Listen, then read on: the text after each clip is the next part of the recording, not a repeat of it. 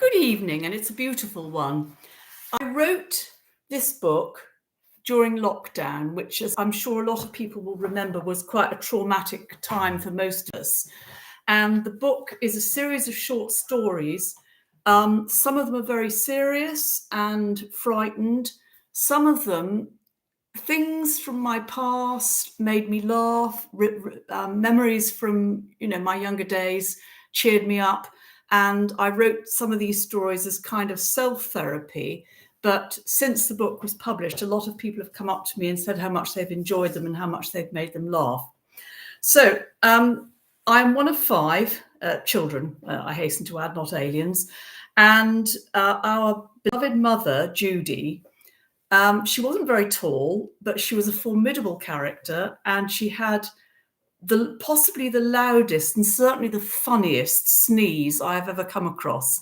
It was a sneeze that used to actually stop arguments in their tracks and cause neighbours to fall about. And yeah, I'm surprised it didn't blow windows out, to be honest. But yes, so my mother's sneeze. This is the title of this short story.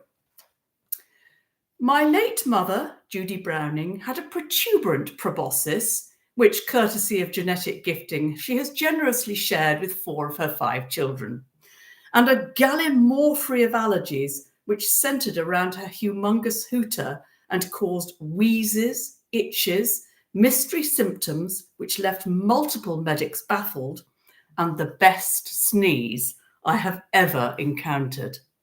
My own suspicion that she was allergic to herself was never proven, but has to be a hot contender.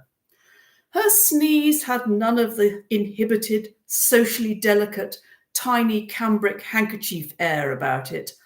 Au contraire, it was the kind of snout eructation that a navvy would have been proud to own, and as a positive side effect, caused brewing marital strife between our next-door neighbours to cease immediately amid raucous laughter. Mum's sternutation, a posh name for sneeze, was tripartite in nature, 3, and almost a weather system in its own right. It certainly had a strong warning element to it, in that the initial grinding and groaning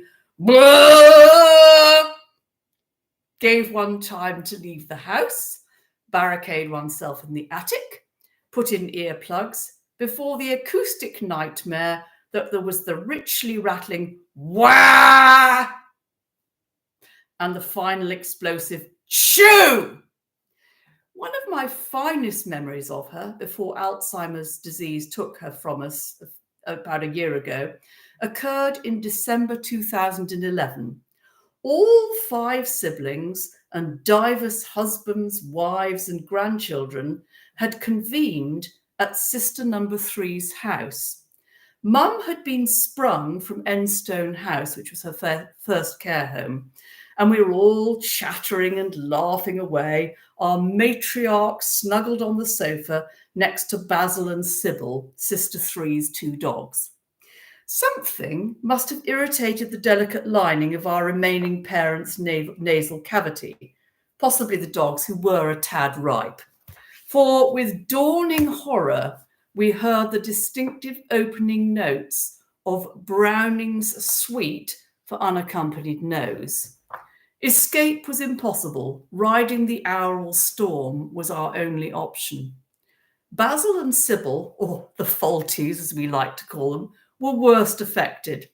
Cheek by jowl with Mater as they were, the prelude blew them off the sofa.